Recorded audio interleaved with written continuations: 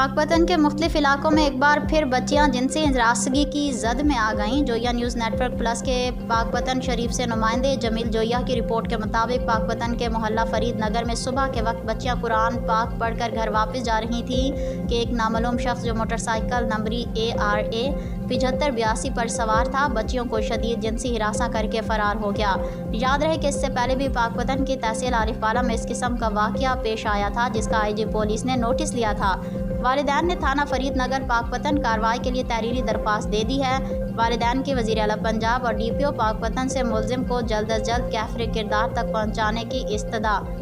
Pakpattan police की जानिब से ये ऐलान सामने आया है कि अगर कोई शख्स इस मोटरसाइकिल सवार के बारे में मालूमात रखता हो तो 15 पर इतला दें। शुक्रिया।